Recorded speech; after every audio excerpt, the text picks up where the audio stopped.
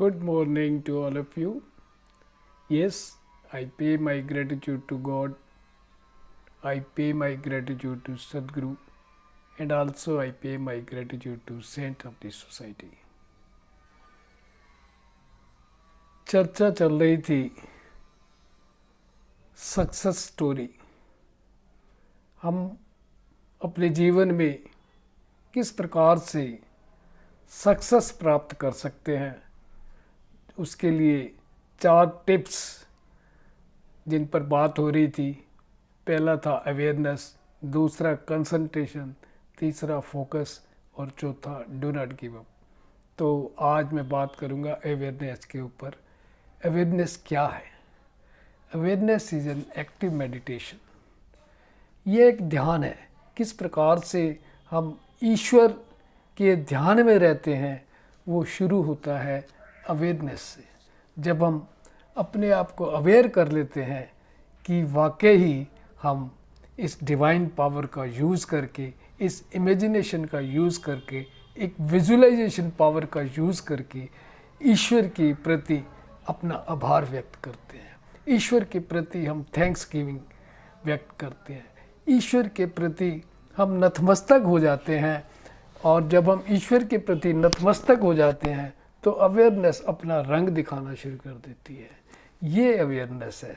Awareness में सबसे पहले हमने देखना है कि हमने सिर्फ नेगेटिव थॉट्स को देखना है, कि नेगेटिव थॉट्स को वॉच करना है, नेगेटिव थॉट्स को चेक करना है, उनको रिएक्ट नहीं करना, उनको रिस्पॉन्स भी नहीं करना। Neither react nor response, only we have to check our negative thoughts. And when we only check the negative thoughts, we are not going to react, we are not going to respond them. Definitely they will become our dead cell. वो dead हो जाएंगे, फिर वो active नहीं रहेंगे। क्योंकि जब कोई चीज़ जिसकी हम प्रैक्टिस करते हैं वो ही एक्टिव रहती है, और जिसकी हम प्रैक्टिस करना छोड़ देते हैं वो ऑटोमेटिकली डेड हो जाती है। तो ये अवेयरनेस है कि हमने सबसे पहले नेगेटिव जो हमारे हमारे थॉट्स हैं उनको हमने डेड सेल बना देना है। वो तभी बन पाएंगे जब हम उनको रिएक्ट नहीं करेंगे, उनको रिस्पॉन्ड नहीं करेंगे। ऑटोमेटिकली वो नेगेटिव सेल जो है ट्रांसफॉर्म हो जाएंगे पॉजिटिव थॉट्स में, पॉजिटिव थिंकिंग में, पॉजिटिव एटीट्यूड में, पॉजिटिव हैबिट्स में। ऑटोमेटिकली वो ट्रांसफ़र हो जाएंगे। अब बात आती है how we can increase our awareness. किस प्रकार से, या यूँ कहें कि क्या प्रिकॉशन लेने चाहिए जिससे हमारी जो अवेयरनेस है वो इंक्रीज हो जाए। सबसे पहली बात होती है कि हमें अपने मन को राइट नॉलेज देनी है। We have to give our mind right knowledge. और राइट नॉलेज मिलती है, ज्ञान कहाँ से मिलता है? ज्ञान किताबों से मिलता है, ज्ञान लिटरेचर से मिलता है, ज्ञान गुरु से मिलता है, ज्ञान मेंटर से मिलता है, ज्ञान कोच से मिलता है, गाइड से मिलता है। ये राइट नॉलेज हमने देनी है अपने माइंड को। और फिर उसके बाद रोल मॉडल चुनना है।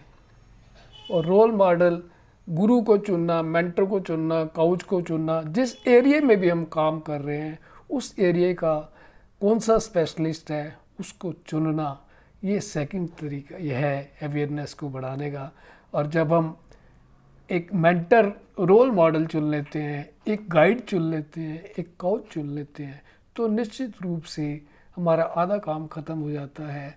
और फिर बाकी बात रह जाती है कि किस प्रकार से जो आदेश आते हैं मेंटर के, गाइड के, कोच के, उसको पूर्णतः लागू करना, अपने जीवन में लागू करना।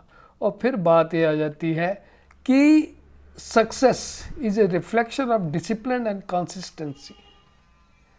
ये 2 चीज़ों से सक्सेस मिलती है, डिसिप्लिन में और रेगुलर कंसिस्टेंसी से हमें सक्सेस मिलती है।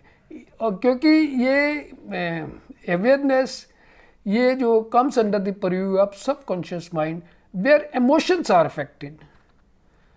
और कॉन्शियस माइंड में इमोशन नहीं होते, लेकिन सबकॉन्शियस माइंड में इमोशंस होते हैं। यहाँ से ये अवेयरनेस कंटिन्यू करती है, इफ़ेक्ट करती है।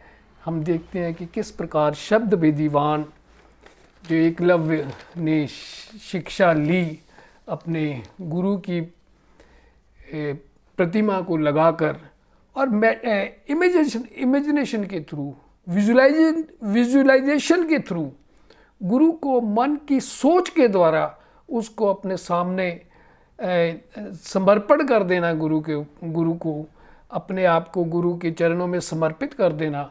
ये सब विजुलाइजेशन से हुआ, ये सब इमेजिनेशन से हुआ। इमेजिनेशन की अपनी अलग पावर है, और ये सारी की सारी शक्तियाँ जो हैं सब अवेयरनेस में आती हैं। किस प्रकार से हम अपनी अवेयरनेस को इंक्रीज़ कर सकते हैं, बढ़ा सकते हैं और सक्सेस के भागीदार बन सकते हैं। आज की चर्चा यहीं तक। आगे की चर्चा में नेक्स्ट जो बात आएगी कंसंट्रेशन की आएगी, सक्सेस की कहानी की, उस पर चर्चा करूँगा। आज की चर्चा यहीं तक। I thanks again to all of you who are watching my video, thanking you all, thanks to all, thanking you.